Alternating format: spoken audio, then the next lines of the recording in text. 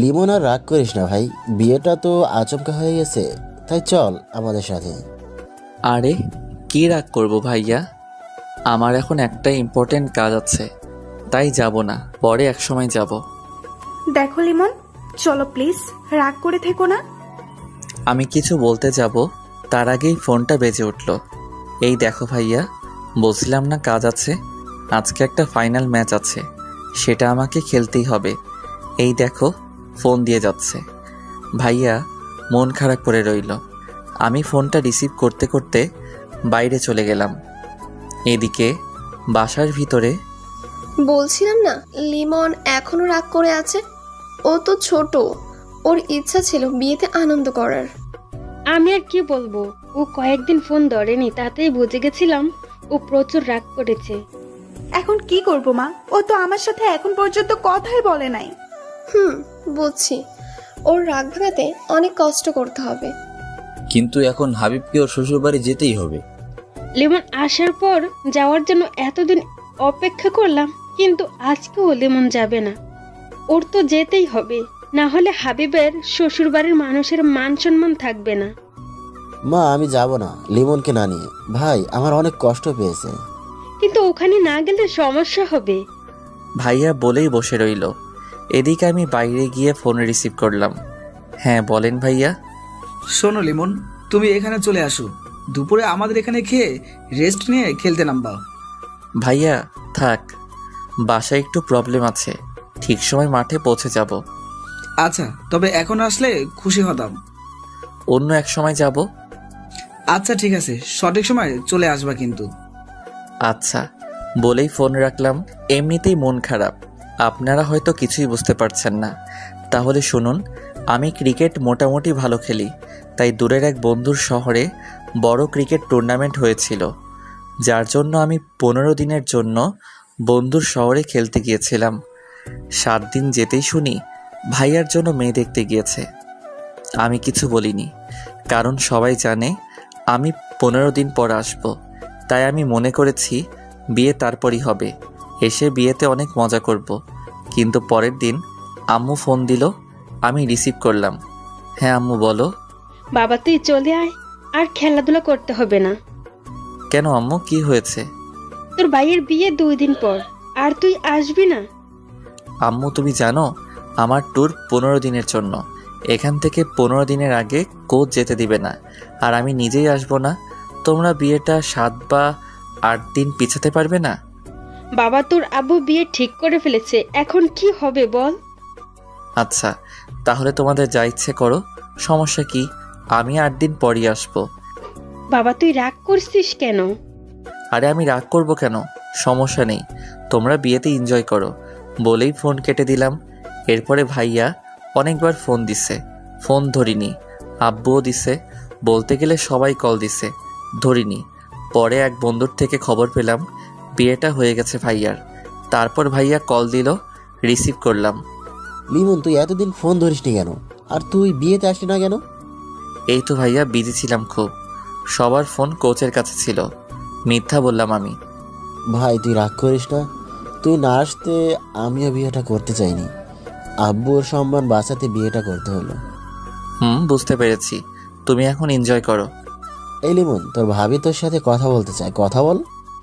ভাইয়া শোনো, খাবারের জন্য ডাক দিয়ে গেছে, সঠিক সময় না গেলে খাবার পাওয়া যাবে না, পরে কথা বলবো বলেই ফোন কেটে দিলাম। অনেক ইচ্ছে ছিল ভাইয়ের বিয়ে নিয়ে, আমার থেকে আমার বন্ধুরা বেশি আগ্রহী ছিল, ওরা আগে থেকেই অনেক এনজয় করার প্ল্যান করে রেখেছিল। যাই হোক, ট্যুর শেষ হওয়ার পর বাসায় এলাম, আস্তে আস্তে রাত হয়ে গিয়েছিল। এসে দেখি বাসায় অনেক মেহমান।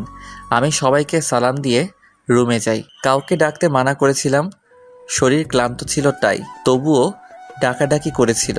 আমি দরজা আটকে দিলাম। ঘুম রাতে ওয়াশরুমে যাওয়ার সময় উঠে দরজা খোলা রেখেছিলাম, কারণ আমি দরজা খোলা রেখে ঘুমাই যাতে সকালে কেউ উঠাতে পারে। আমার আবার ঘুম বেশি তো কলেজ মিস হয়ে যায়। পরের দিন সকালবেলা কারো চুরির আওয়াজে ঘুম ভাঙলো। আমি তার দিকে তাকিয়ে দেখি একটি মেয়ে। আমি মেয়েটার দিকে তাকিয়ে আছি। কে তুমি রূপসী? আমার মনটা নিলে কেড়ে, তোমায় দেখে বুকটা আলতো ধকধক করে। তুমি ভেঙে দিলে ঘুম তোমার চুরির আওয়াজে। তোমায় দেখে ঘুম পাখি উধাও আমার চোখের। এই যে মিস্টার, আপনি এতক্ষণ ঘুমিয়েছেন কেন? মেয়েটির দিকে তাকিয়ে ভাবনায় পড়ে গিয়েছিলাম। তার কথা শুনে ভাবনার ছেদ ঘটল। আমি মেয়েদের থেকে দূরে দূরে থাকি, তাই ওকে নিয়ে আর চিন্তা ভাবনা না করার সিদ্ধান্ত নিলাম। ওই কথা বলছেন না কেন? আপনি কে? আমার রুমে আসছেন কেন? আমি শিফা, আপনার মেজ ভাবির বোন। সম্পর্কে আপনার বেআইন। বুঝলাম। তো এখানে কি চান? এসেছি আপনাকে জ্বালাতে। বলেই হাসতে লাগলো। দেখুন, আমি আপনাকে কিছু বলতে চাই না, তার আগে রুম থেকে বের হন। ভাব দেখে আর বাঁচি না, যাচ্ছি রুম থেকে। শিফা চলে গেল। আমি ওয়াশরুমে গিয়ে ফ্রেশ হলাম, তারপর নিচে নামলাম। আম্মু, আম্মু। বল বাবা, কিছু বলবি? আমার ক্ষুধা লাগছে, খেতে দাও তাড়াতাড়ি। রান্না তো হয়নি, হালকা নাস্তার ব্যবস্থা আছে, ওইটা দিব? না থাক, লাগবে না, বাড়ির সবাই ব্যস্ত। আমি কালকে রাত থেকে কিছুই খাই নাই, তার কোনো খেয়াল নেই। আমি বাইরে থেকে খেয়ে নিচ্ছি বলেই বের হলাম। আরে আরে লিমন, শোন বাবা। ওই লিমন, দাঁড়াও, আমি খাবার নিয়ে আসছি। আমি তাদের কথা না শুনেই চলে এলাম। সকালবেলা বাইরে গিয়ে রেস্তোরাঁয় গিয়ে গরুর মাংস দিয়ে খিচুড়ি খেলাম। পকেট থেকে ফোন বের করে দেখি ভাইয়া কল দিয়েছিল। আমি আর কল ব্যাক করলাম না, মাথায় রাখছিল, তাই বন্ধুদের ফোন দিয়ে বন্ধুদের কাছে যেতে লাগলাম। ওইদিকে মা, লিমন ওইভাবে কোথায় গেল? ও রাগ করে বের হলো, খাবার চাইছে, দিতে পারিনি তাই। কেন, খাবার এখনো হয়নি? না, আর একটু সময় লাগবে। আরে ও কালকে কত দূর থেকে জার্নি করে এসেছে, তার উপর আবার আমাদের উপর রাগ করে আছে। তোমরা ওর যত না করে বিয়ে সামলাচ্ছ। কি করব বল, একদিকেও তো দেখতে হবে। আচ্ছা বুঝলাম, তোমরা বিজি, তোমাদের নতুন বৌমা কোথায়, ও কি করছে? ও অন্তত ওর রাগ ভাঙিয়ে খেয়াল রাখবে। আসলে আমিও মায়ের সাথে কাজ করছিলাম। হাবিব, বেশি কথা বলো কেন? সামান্য ভুল হতেই পারে। যাও, যে তার কাজ করো। লিমন আসলে আমি কথা বলবো। আব্বুর কথায় সবাই চুপ, যে যার কাজে ব্যস্ত হয়ে গেল। এদিকে আমি চলে গেলাম বন্ধুদের কাছে। কিরে, কেমন আছিস? এই তো আলহামদুলিল্লাহ, তুই? আমিও আলহামদুলিল্লাহ ভালোই আছি। তো ভাইয়ের বিয়ের ট্রিট দিবি কবে? আমি নিজেই বিয়েতে ছিলাম না, আর তোরা? তো আমরা কি করব? আমাদের ট্রিট দিতে হবে এবং বাসায়ও খাওয়াতে হবে। আচ্ছা ওয়েট, দাঁড়া, বাসায় কল দিয়ে দেখি আজকে হয় কি না। আচ্ছা দেখ, খাবারের বিষয়ে কোনো ছাড় নেই? আমি একটু পাশে গিয়ে মেজো ভাইয়াকে কল দিলাম। ভাইয়া কল রিসিভ করলো।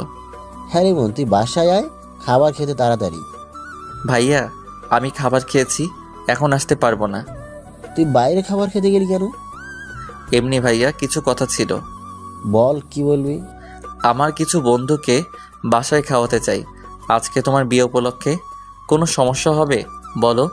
আমার বন্ধু 25 জন আছে, সমস্যা হলে বলো, আমি ওদের বাইরে থেকে খাইয়ে দেই।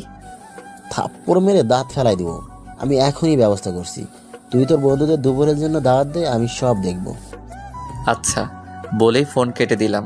তারপর আমি বন্ধুদের কাছে গেলাম। ভাই, আজকেই তোদের জন্য ব্যবস্থা করেছি, ট্রিট তোদের জন্য আলাদা হবে, তবে এখন কাছের বন্ধুদের জন্য ফোন দিয়ে আসতে বল। দুপুরে 25 জন আমার বাসায় খাবি। ওকে, ওয়েট, কল দিতেছি। তোরা এখন সব কিছু গুছিয়ে নিবি এবং দুপুরে চলে আসবি। আমি বাসায় গিয়ে দেখি সব কিছু। আচ্ছা ঠিক আছে। তারপর আমি একটা রিক্সা নিয়ে বাসায় চলে আসলাম। বাসায় পৌঁছে দেখি সবাই খাবার খাচ্ছে। আমি এটা দেখে রুমের দিকে হাঁটা ধরলাম। লিমন, কোথায় যাচ্ছ তুমি? এদিকে আসো। জি আব্বু, এই তো রুমে যাচ্ছি। শিফা আমার দিকে তাকিয়ে আছে, আমি ওর দিকে তাকাতেই চোখ সরিয়ে নিল। খাবার খেতে বসো, শরীরে একই হাল করেছো। ওখানে গিয়ে কি শুধু খেলাধুলাই করছো নাকি? এই তো আব্বু, শরীর তো ঠিকই আছে। তা তো দেখতেই পাচ্ছি, পড়ালেখা তো চাঁদে উঠিয়ে ফেলেছো। যাই হোক, শোনো, হাবিবের বিয়েটা হয়ে গেছে। আমি ভেবেছিলাম তুমি চলে আসবে, কিন্তু তুমি আসতে পারোনি। এদিকে আমি কথা দিয়ে ফেলেছি, সবাই জানে আমি এক কথার মানুষ, তাই তোমার ভাইয়ের বিয়েটা হয়েছে। আমি বুঝতে পেরেছি। আচ্ছা, খেতে বসো। আব্বু, আমি বাইরে গিয়ে খেয়েছি, এখন আর খাবো না। বাইরে খেলে কেন তুমি? খুব ক্ষুধা পেয়েছিল, তাই বাইরে গিয়ে খেয়েছি। বাসায় চেয়েছিলাম, কেউ দেয়নি। হয়তো খাবার রেডি হয়নি তখন। আচ্ছা আমি গেলাম রুমে বলেই চলে আসা ধরলাম। ওই দাঁড়াও, এদিকে এসো। জি বলেন। এখানে তোমার ভাইয়ের শ্বশুর বাড়ির মানুষরা আছে, পরিচিত হয়ে নাও। তারপর আমি তাদের সাথে পরিচিত হয়ে নিলাম এবং আব্বুকে বলে রুমে এসে বসলাম। বসে ফোন টিপতে লাগলাম। কিছুক্ষণ পরে শিফা রুমে আসলো। এই যে মিস্টার, কি করছেন? আপনি এখানে কেন? এই তো আসলাম। আপনি তো সারা দিন গোমরা মুখে বসে থাকেন। মানে আপনি কি বলতে চান? না মানে সারাক্ষণ এইভাবে বসে না থেকে আমার সাথে তো একটু গল্পও করতে পারেন। দেখুন আমার এসব ভালো লাগে না। সমস্যা নেই, আমার সাথে থাকলে এমনিতেই ভালো লাগবে। ওই আপনি আমাকে জ্বালাতে এসেছেন কেন? দেখেন আমার ভালো লাগে না। তাতে আমার কি? বেআই মশাই, মন খারাপ থাকা ভালো না, তাই আপনার মনটা ভালো করতে এসেছি। আপনি প্লিজ যান, এখন আমাকে একটু একা থাকতে দিন। আর আপনি একজন মেয়ে, আমার ঘরে এসেছেন, এতে কেউ কিছু মনে করতে পারে। শুনুন, আমাকে সবাই চেনে। আমি কখনো কোনো ছেলের সাথে কথা বলি না। আপনার সাথে কথা বলি, একটা কারণ আছে, সেটা বলবো না। আমি শুনতেও চাই না, যান প্লিজ। ওকে দাঁড়ান, অন্য কিছুর ব্যবস্থা করতেছি। ও বলেই চলে গেল। আমি ফোনটা হাতে নিয়ে গেম খেলতে লাগলাম। কিছুক্ষণ পর ভাইয়া আসলো রুমে। লিমন কি করছিস? এই তো গেম খেলছিলাম। ফোনটা পাশে রেখে বললাম, আমার উপর রেগে আছিস? কেন ভাইয়া, রাগ করবো কেন? আর যা বলার আব্বু তো বলেই দিছে। ভাই তুই রাগ করিস না প্লিজ। আরে আরে আমার কোনো রাগ নেই, তুমি এমন কইরো না। আচ্ছা শোন ভাই, তুই একটু শিফাকে নিয়ে বাইরে থেকে ঘুরে আয়, তোরও মনটা ভালো হবে আর ঘুরতে যাওয়াটাও হবে। ভাইয়া আমার এখন ভালো লাগছে না। বুঝেছি, তুই এখনো আবার রাগ করে আসিস। আরে কি বলো আবার তুমি? তাহলে যা, ওকে নিয়ে ঘুরে আয়। ভাইয়া তুমি তো জানো আমি মেয়েদের সাথে ঘুরতে চাই না। আরে ও তো তোর বেআইন হয়, পটিয়ে নে, বিয়ের বিষয়ে হেল্প করব আমি। ভাইয়া তুমি কি বলতেছো? এখন আমি ওই মেয়ের সাথে ঘুরতেই যাব না। আরে আরে ভাই, আমার উপর রাগ করছিস কেন? আমি তো মজা করছি। আচ্ছা আমি তাকে নিয়ে ঘুরতে যাব, তবে এটা বলে দিবে সে যেন হুট করে আর আমার রুমে না আসে। আচ্ছা বলবো, এখন ঘুরতে যা, আর তোর বন্ধুদের ওইটা নিয়ে টেনশন করিস না, ওটা আমি বুঝবো। আচ্ছা তুমি তাকে নিচে থাকতে বলো, আমি আসছি 5 মিনিট পরে। ভাইয়া আচ্ছা বলেই চলে গেল। কি আর করার, রেডি হলাম।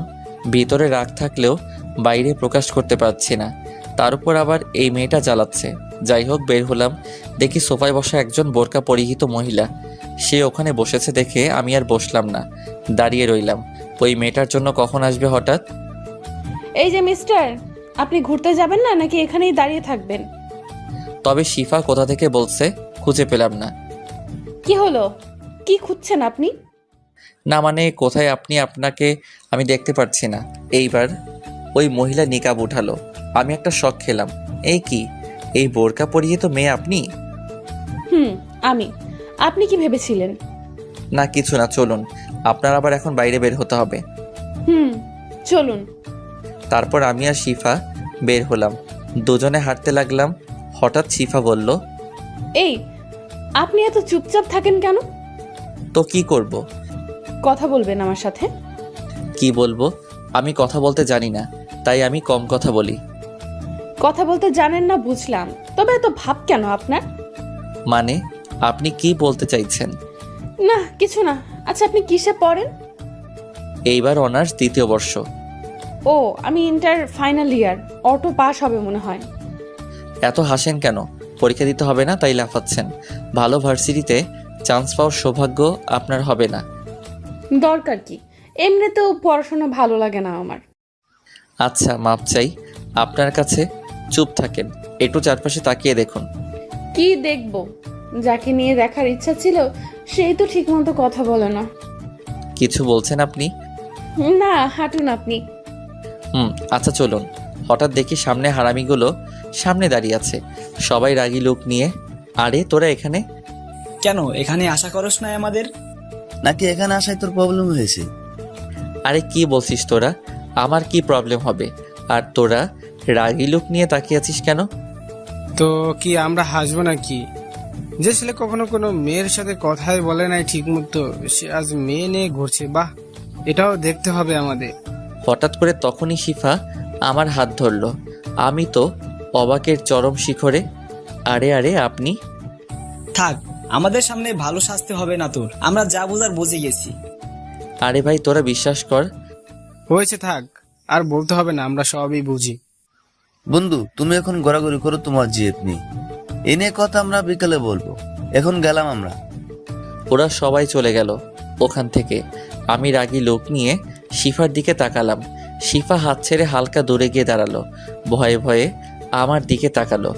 আপনি ওদের সামনে আমার হাত ধরলেন কেন? কেন, হাত ধরলে সমস্যা কি?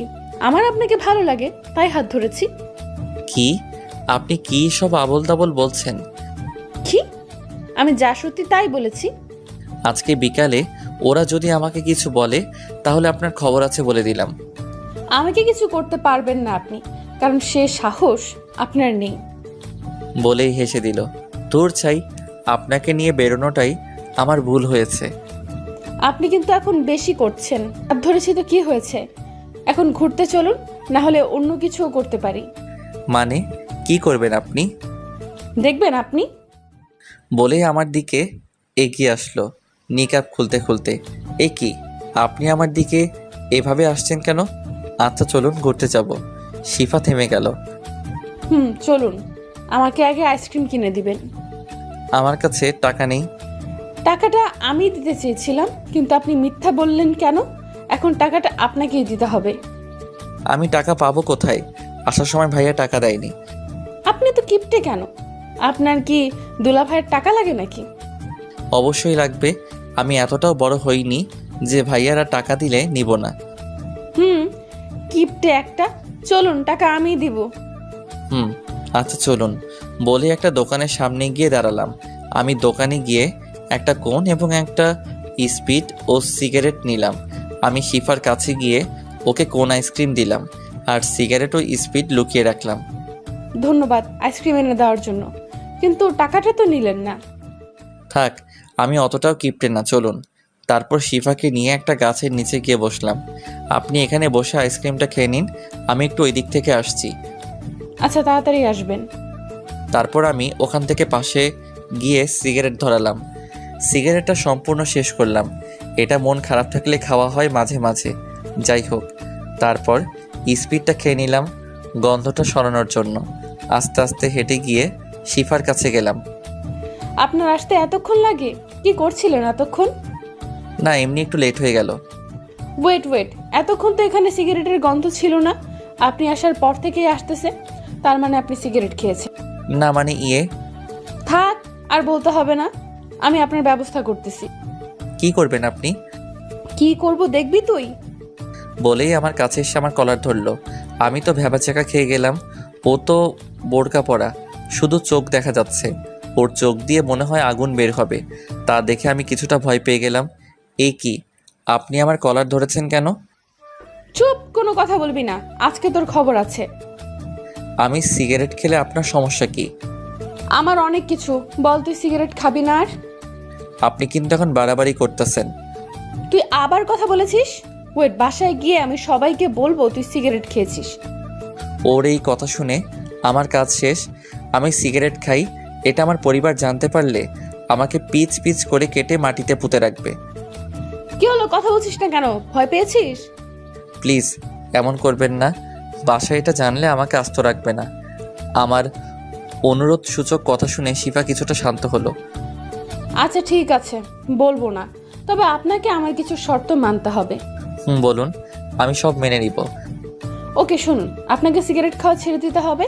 এছাড়া আমাকে সবসময় তুমি করে কথা বলতে হবে এবং আমিও তুমি করে বলবো। আপাতত এইটুকুই, কারণ আর তোমার কোনো বাজে অভ্যাস নেই যেটা ছাড়তে বলবো। আচ্ছা, সিগারেট আমি একসাথে ছাড়তে পারবো না, তবে আর সব মানবো আপনার কথা। আচ্ছা বুঝলাম, তবে আমাকে তুমি করে কথা বলতেছো না কেন? আমার আপনি করে কথা বলতেই ভালো লাগে। ওকে, তাহলে আমিও বাড়িতে গিয়ে ওইটা বলতে ইচ্ছে করতেছে। না না না, থাক, তোমাকে বলতে হবে না, আমি তুমি করে বলবো। এখন বাসায় চলো। চলো। তারপর শিফাকে একটা রিকশায় উঠিয়ে দিয়ে আমি অন্য রিকশা খুঁজতে লাগলাম। এ কি, তুমি উঠতেছো না কেন? আমি মেয়েদের সাথে রিকশায় উঠি না। কিন্তু তোমাকে আজকে আমার সাথে যেতেই হবে। বলেই হাত জোর করে রিকশায় উঠালো। এমনভাবে হাত ধরে আছে আমি যেন নামতে না পারি।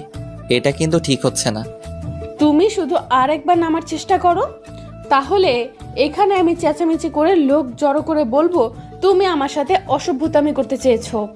তখন তোমার অবস্থা কি হবে বুঝতে পারছো? মামা, আপনি রিক্সা চালানো শুরু করেন। শালা, এটা মেয়ে নাকি অন্য কিছু? তোর এর সাথে বের হওয়াটাই ভুল হয়েছে। না, এর থেকে দূরে দূরে থাকতে হবে। কি ভাবছো মনে মনে? শিফার ডাকে ঘোর ভাঙলো। না, তেমন কিছু না। তারপর আর কোনো কথা হলো না। কিছুক্ষণের মধ্যেই বাসায় পৌঁছে গেলাম। ঘড়ির দিকে তাকিয়ে দেখি 12:30 বেজে গেছে। একটু পরেই ওরা চলে আসবে খাওয়ার জন্য, তাই তাড়াতাড়ি ভাড়া মিটিয়ে বাসার ভিতরে গেলাম। শিফাও আমার পিছু পিছু আসলো। আমি ভাইয়াদের খুঁজতে লাগলাম। দেখি তারা দুজনে সব কিছু রান্না ঠিক আছে কিনা খোঁজ নিচ্ছে। মা পাশে দাঁড়িয়ে গুছিয়ে দিচ্ছে আর ভাবিরা রান্না করছে। আমি তাদের কাছে গেলাম। ভাইয়া, সব কিছু ঠিকঠাক আছে তো? ঠিক আছে সব। একটু দেখো, আমার খাওয়ার খোঁজ না নিলেও তোর ব্যবস্থাটা যেন ভালো হয় সেদিকে খেয়াল রেখো। মা আমার দিকে তাকিয়ে রইল। সে বুঝতে পেরেছে আমি তাকে ইঙ্গিত করেই বলেছি। বাবা শোন, আমার তখন হাতে অনেক কাজ ছিল। তবে আমি এটা না শুনে চলে আসলাম। রুমে গিয়ে ফ্রেশ হলাম। কি শুনবো তার কথা? একে আমি মানা করা সত্ত্বেও তারা ভাইয়ের বিয়েটা দিয়েছে। তার উপর আবার সকালের খাবার চাওয়াতে খাবার পাইনি। যাই হোক, আমি রুমে গিয়ে ফ্রেশ হলাম এবং সিয়ামের কাছে কল দিলাম। কিছুক্ষণ রিং হওয়ার পরই কল ধরলো। তোরা আসবি কোন সময়? মামা, আমরা সবাই একত্রিত হয়েছি মাত্র, এখন সবাই তোদের বাসার দিকে আসতেছি। আয় তাড়াতাড়ি। তারপর আমি নিচে গিয়ে ওদের জন্য অপেক্ষা করতে লাগলাম। আবার শিফা এসে আমার পাশে বসলো। আমি দেখেও না দেখার ভান করে রইলাম। এই মেয়ের থেকে যতটা সম্ভব দূরে থাকতে হবে। ওই, তোমার ফোন নাম্বারটা দাও তো। আমি কিছু বললাম না, ফোন টিপতে লাগলাম। একে নাম্বার দেওয়া যাবে না। আমাকে চুপ থাকতে দেখে শিফা উঠে আমার হাত থেকে ফোনটা নিয়ে নিল। এ কি, ফোন নিলে কেন তুমি? তোমাকে ফোন নাম্বার দিতে বলেছি, দিলে না কেন?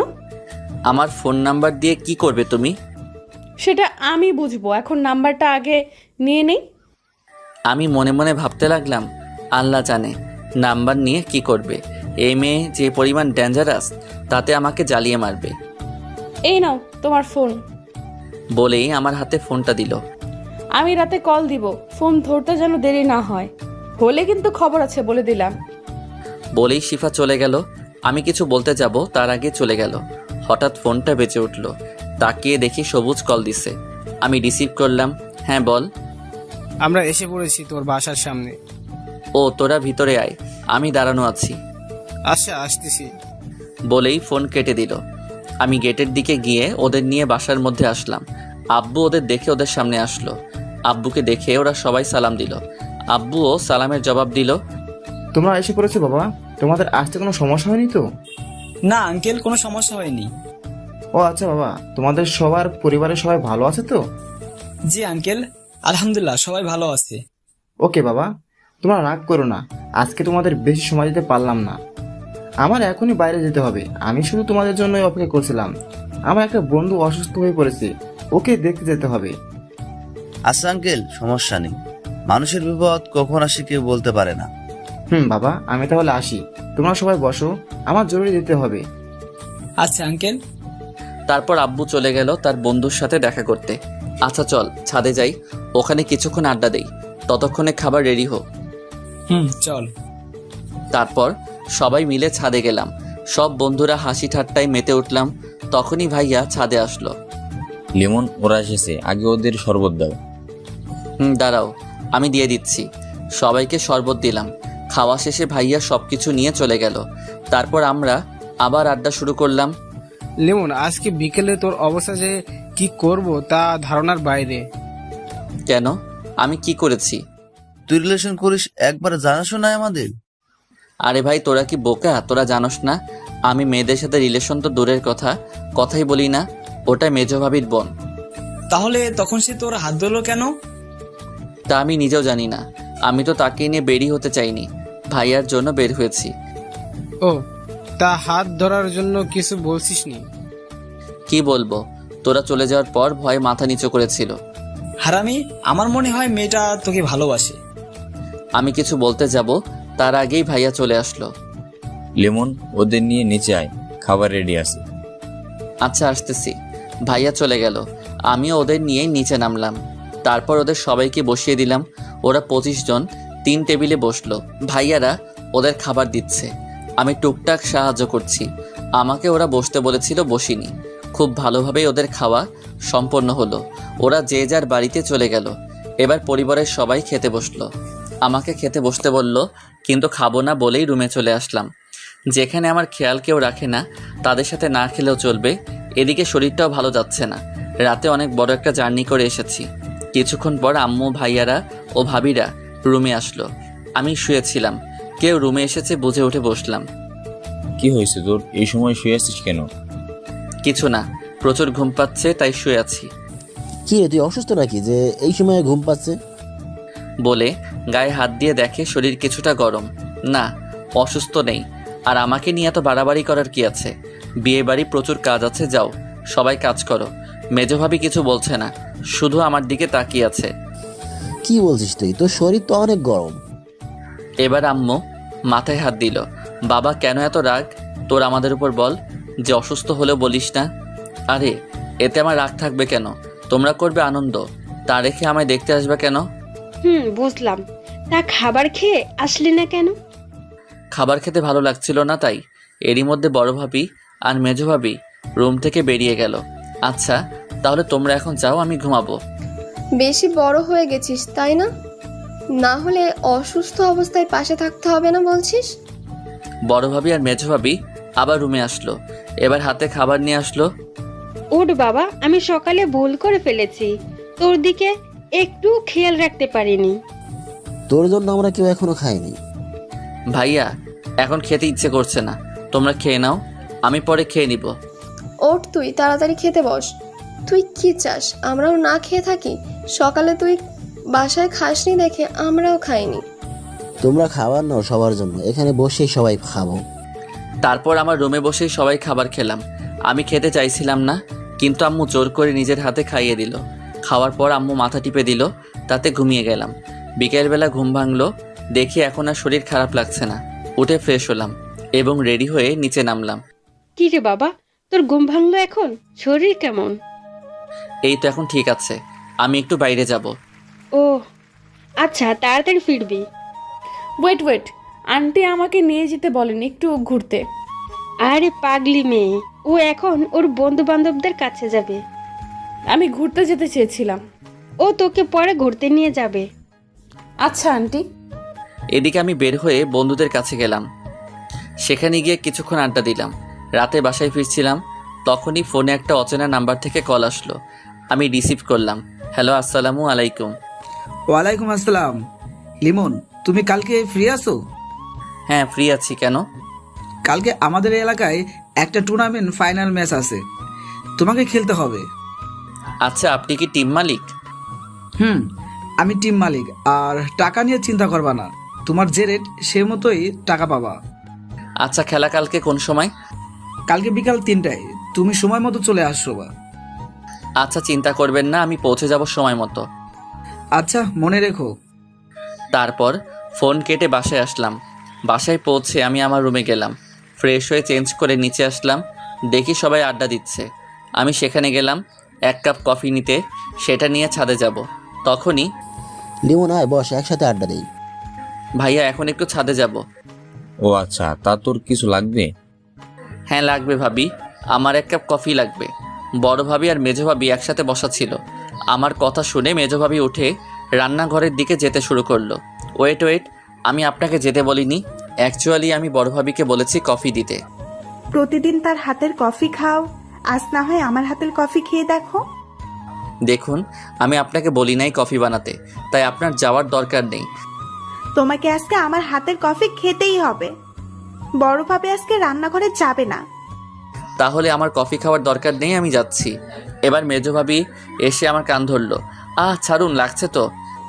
শোনো, আমার কোনো ছোট ভাই নেই, আছে একটা ছোট বোন। আমি একটা ছোট ভাই চেয়েছিলাম, পেয়ে গেছি।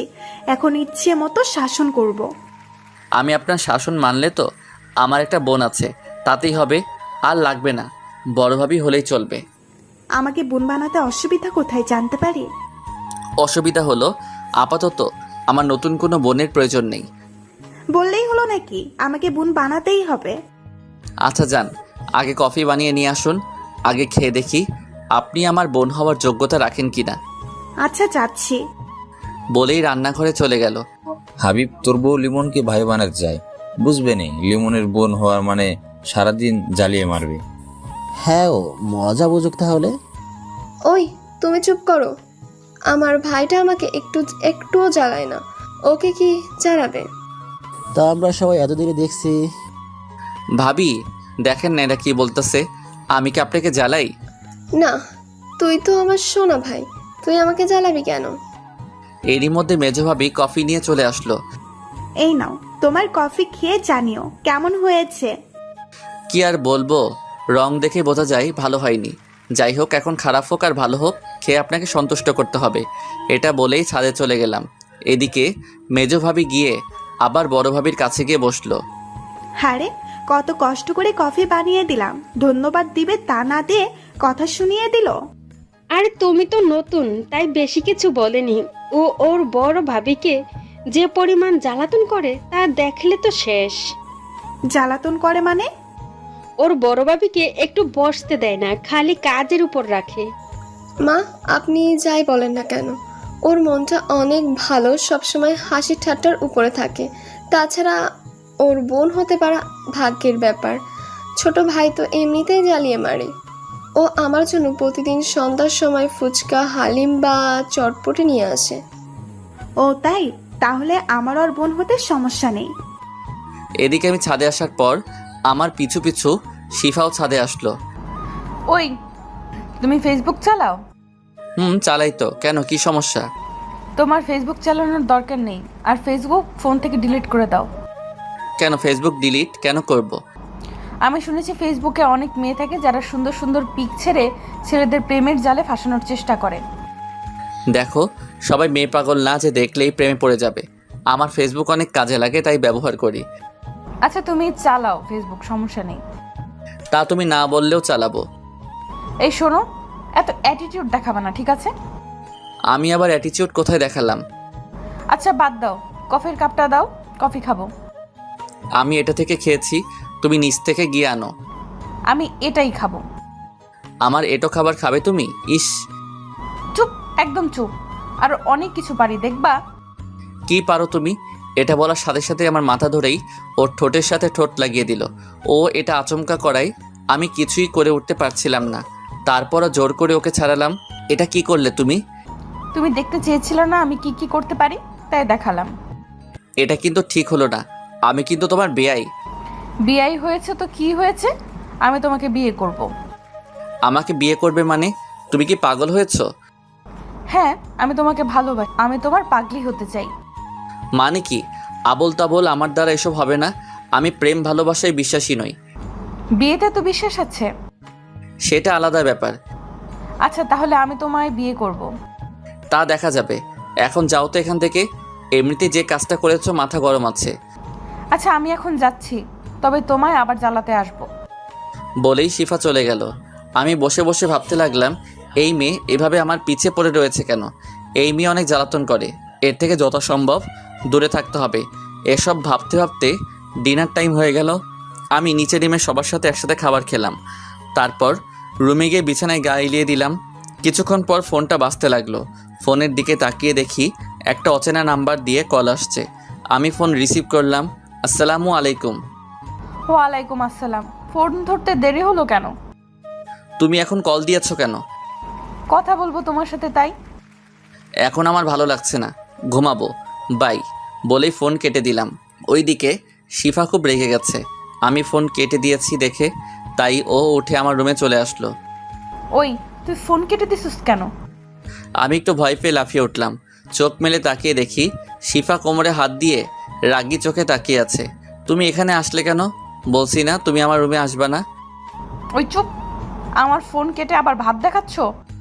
তুমি আমাকে ধমক দিয়ে কথা বলছো কেন? আজকে আমি তোর সাথেই ঘুমাবো, এটাই আমার ফোন কেটে দেওয়ার শাস্তি। এবার আমি খুব ভয় পেয়ে গেলাম। এই মেয়ে কিনা কোনো একটা ঝামেলা বাঁধিয়ে ফেলে। যেভাবেই হোক ওকে রুম থেকে বের করতে হবে। আমার ভুল হয়ে গেছে। আর ফোন কেটে দিব না। আসলে শরীর ক্লান্ত লাগছিল তো, তাই ফোন কেটে দিয়েছি।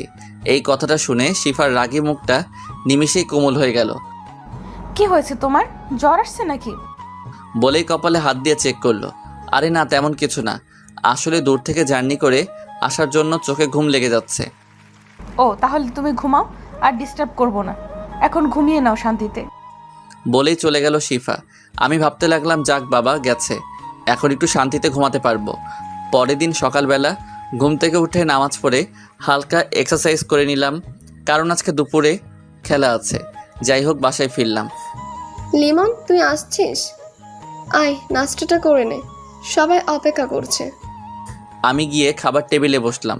মা খাবার বেড়ে দিল, তারপর সবাই খাবার খাওয়া শুরু করলাম। লিমন, আজকে তো তুমি ফ্রি আছো তাই না? কেন আব্বু? আজকে তোমাকে তোমার মেঘ ভাবির বাড়ি যেতে হবে তাদের সাথে। আব্বু, আমার পক্ষে যাওয়া সম্ভব না। আজকে আমার একটা ইম্পর্টেন্ট ম্যাচ আছে। কিন্তু তোমাকে তো যেতেই হবে আজকে, কারণ ওরা তোমার জন্য এতদিন অপেক্ষা করেছে। দেখেন আব্বু, আমি এখানে আগে কথা দিয়ে ফেলেছি, আমার ওখানে যেতে হবে। এই কথা আগে কেউ আমাকে বলেনি। আমি বুঝতে পারছি তোমার কথা, কিন্তু তুমি না গেলে হাবিব যাবে না। এটা নিতান্তই তার ব্যক্তিগত ব্যাপার, আর আমাকে ছাড়া বিয়ের সব কাজই সম্পন্ন করা হয়েছে। এখানে আমি না গেলে কিছুই হবে না।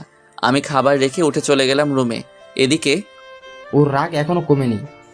বাবা, এটা হওয়ার কথা, ওর ভাইয়ের বিয়ে, আর ও না থাকা অবস্থায় এটা যে কতটা কষ্টকর তা বলার বাহিরে। আসলে আমারই ভুল হয়েছে, বিয়েটা এত তাড়াতাড়ি ঠিক করা উচিত হয়নি। তাহলে এখন কি করবে? হাবিব, তুমি চলে যাও, ওদের নিয়ে আমি যেভাবে হোক কোনো একটা ব্যবস্থা করতেছি। বাবা এখন ওকে রেখে গেলে আরও রেগে থাকবে। আরে তুমি চলে যাও, আমি দেখতেছি। আচ্ছা বাবা। আচ্ছা, তবে ওর রাগ ভাঙাতে হবে আগে।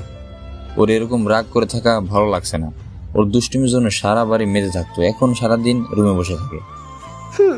আমারও ভালো লাগে, আমাকে আর জ্বালাতন করে না। যাই হোক, আমি রুম থেকে বের হলাম। আম্মু, আমি একটু বের হলাম।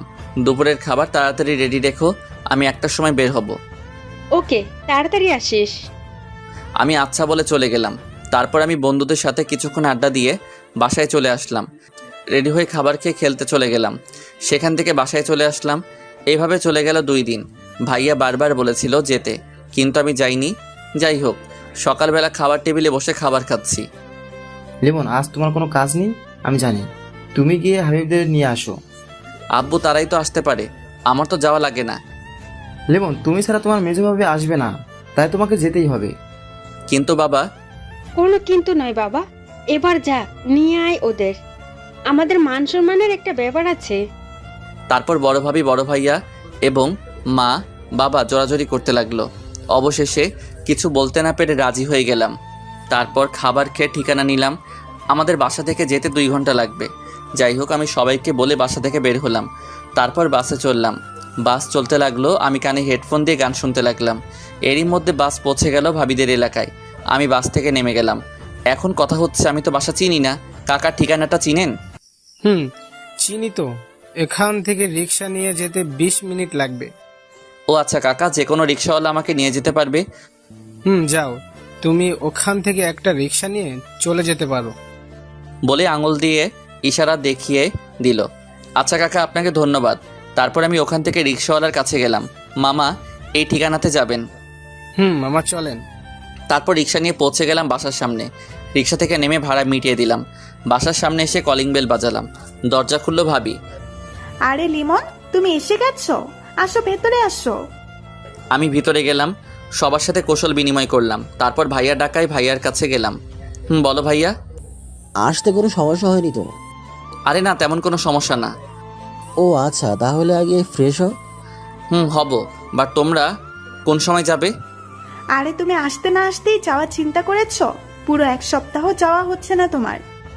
এটা কিন্তু কথা ছিল না। তা আমি জানি না, তোমার এখান থেকে যাওয়া হচ্ছে না, খেলাধুলা 1 সপ্তাহ বাদ। ভাইয়া, এটা কিন্তু ধোকা। আমি কিছু জানি না, যা বলার তোর ভাবিকে বল। শিফা, যা, ওর জন্য যে রুমটা ঠিক করা হয়েছে ওকে নিয়ে যা, আগে ফ্রেশ হয়ে নিক। কিন্তু। কোনো কিন্তু নয়, যাও আগে ফ্রেশ হয়ে নাও। তারপর শিফা আসলো আমার কাছে। চলেন বেয়াই, আপনার রুম দেখিয়ে দিচ্ছি। চলুন।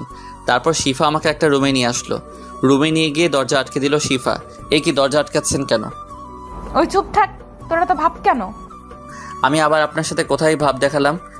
জানিস আমি তোর জন্য 2 দিন কত আগ্রহ নিয়ে বসেছিলাম তোর আসার জন্য, কিন্তু তুই আসলি না। এখানে আমার কি দোষ? আমি ব্যস্ত ছিলাম।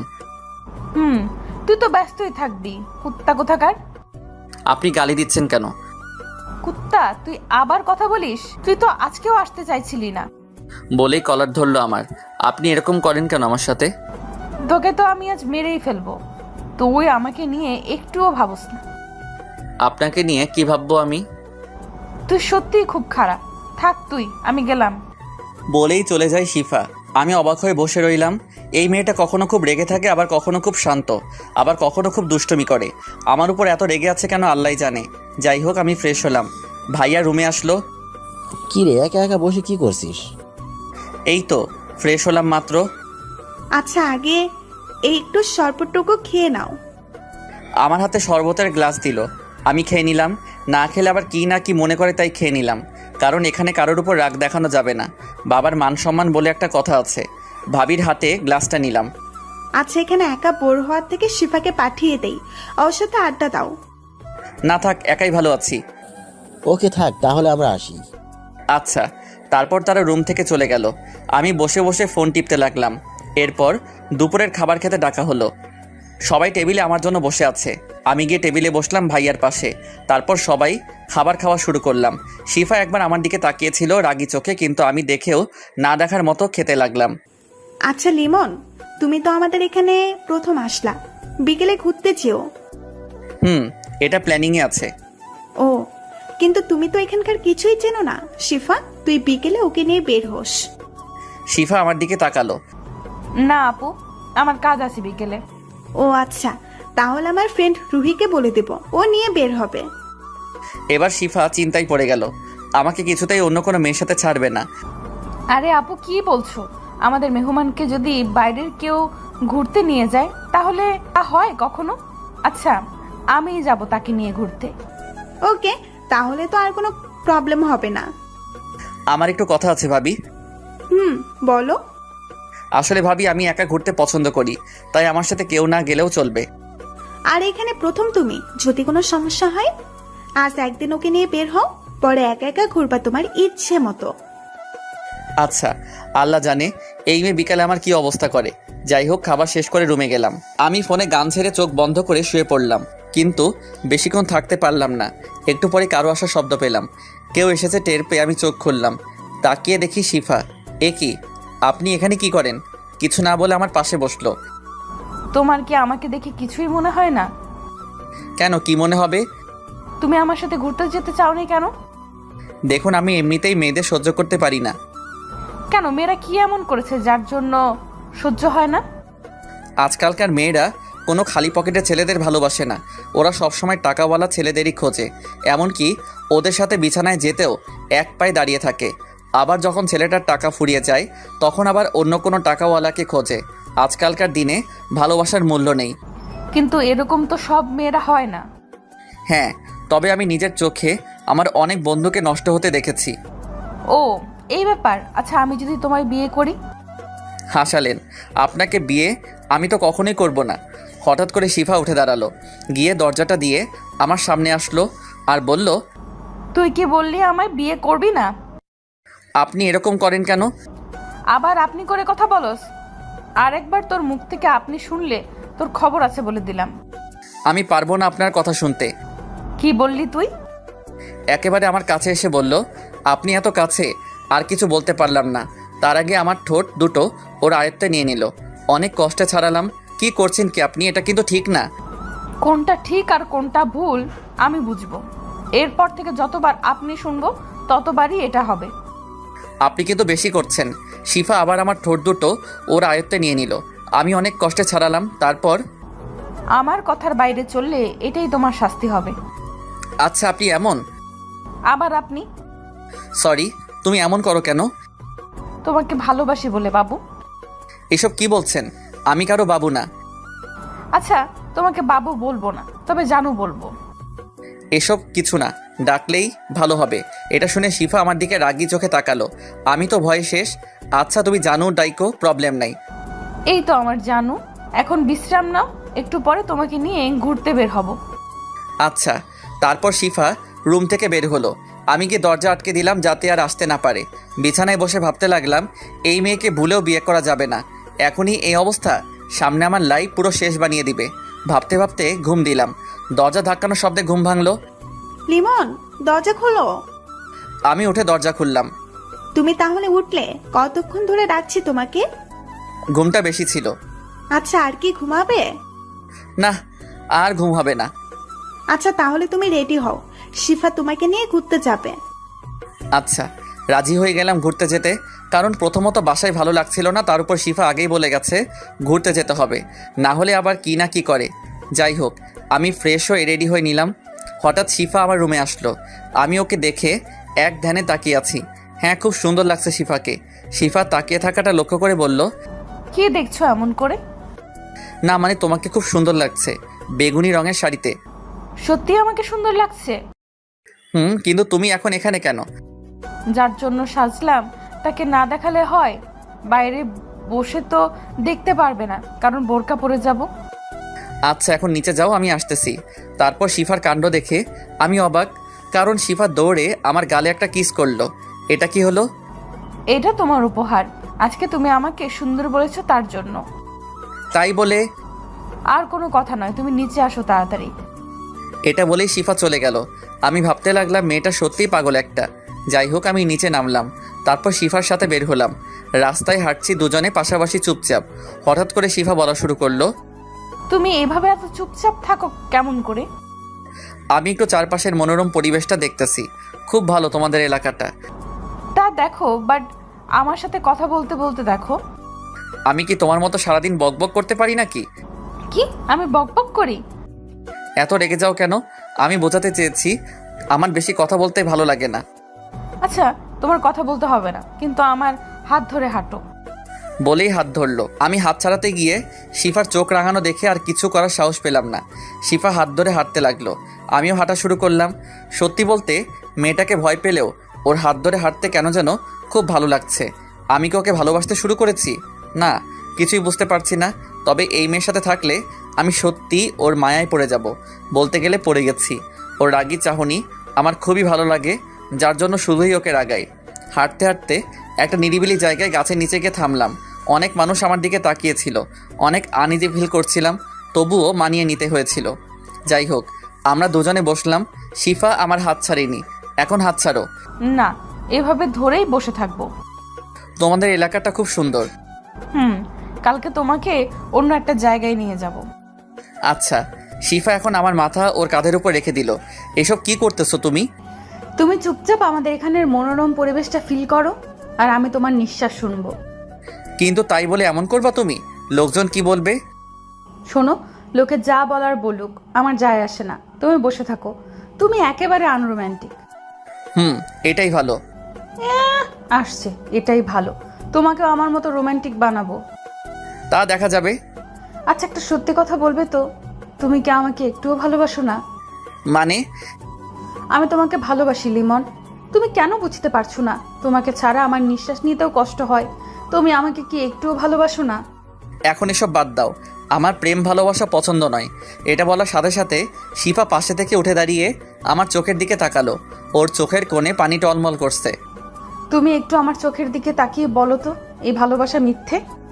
দেখো শিফা, তুমি এমন করলে কিন্তু আমি কালই বাসায় চলে যাব। শিফা এবার কান্না করে দিল। চোখ দিয়ে অঝরে পানি পড়ছে। আমাকে তোমার ভালোবাসতে হবে না, তবুও তুমি যেও না। তুমি এখানে থাকলে তোমাকে অন্তত পক্ষে দেখতে তো পাবো কয়েকদিন, আমার তাতেই হবে।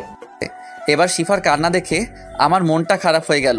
এই মেয়েটা সত্যি আমাকে ভালোবাসে, না হলে এত কান্না সম্ভব না। মেয়েটার মুখের মায়া মনে হয় আরও এসে গেছে। আর সহ্য হলো না ওর কান্না। আমি উঠে দাঁড়ালাম।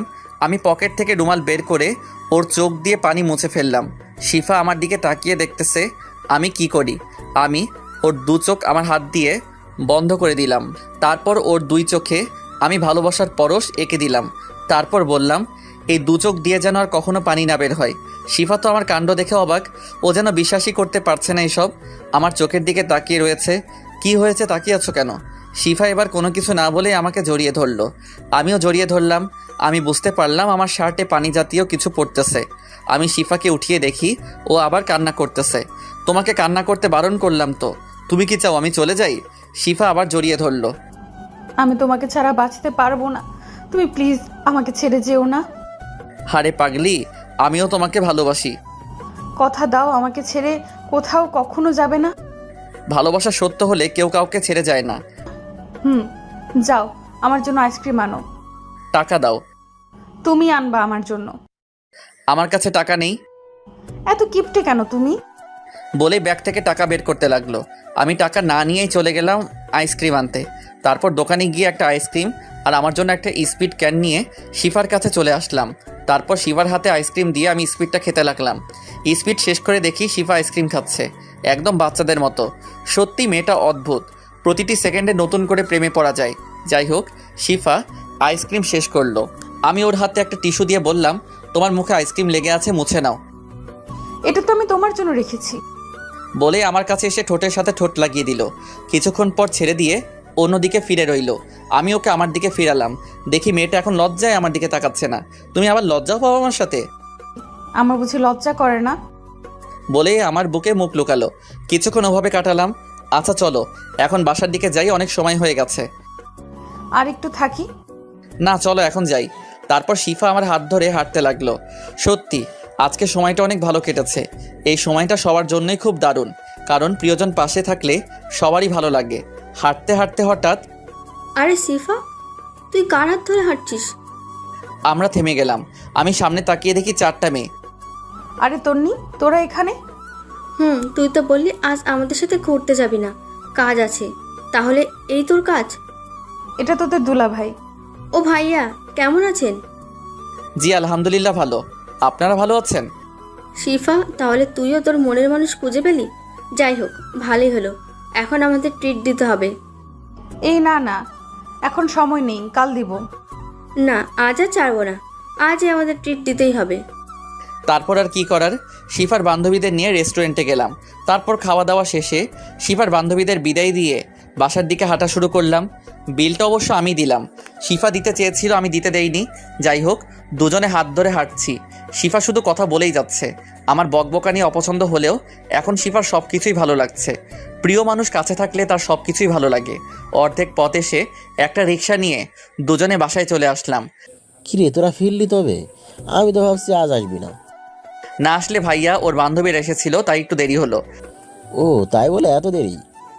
আরে বাদ দাও, ওরা সবে ফিরলো, ওদের একটু ফ্রেশ হতে দাও। লিমন, যাও ফ্রেশ হয়ে আসো, একসাথে একটু পর ডিনার করব। আচ্ছা ভাবি বলেই আমার রুমের দিকে চলে আসলাম। শিফাও ওর রুমে চলে আসলো ফ্রেশ হতে। আমি ফ্রেশ হয়ে বিছানায় বসে ফোন টিপতে লাগলাম। কিছুক্ষণ পর শিফা আসলো। কি করতেছো ফোনে? এই তো একটু ফেসবুকে নিউজ ফিডে ঘোরাঘুরি করতেছি। এখন বাদ দাও, চলো নিচে সবার সাথে আড্ডা দিব। এখন যেতে ইচ্ছে করছে না নিচে। আরে চলো না প্লিজ, না হলে আমি নিচে গিয়ে একা কি করব? তাহলে আমার সাথে এখানে থাকো। বাবা, ভূতের মুখে রাম নাম দেখছি আজকে। কেন, আমি কি এটা বলতে পারি না? কেন পারবে না? অবশ্যই পারবে, তবে আজ একটু অন্যরকম ভাবে বলতেছো। সেটা তো বটেই, কারণ আমি এখন এই পাগলিটাকে ভালোবাসি বলেই হাত ধরে আমার পাশে বসালাম। শিফার সাথে আচমকা হওয়ায় শিফা তাল সামলাতে না পেরে আমার বুকের উপর পড়ে গেল।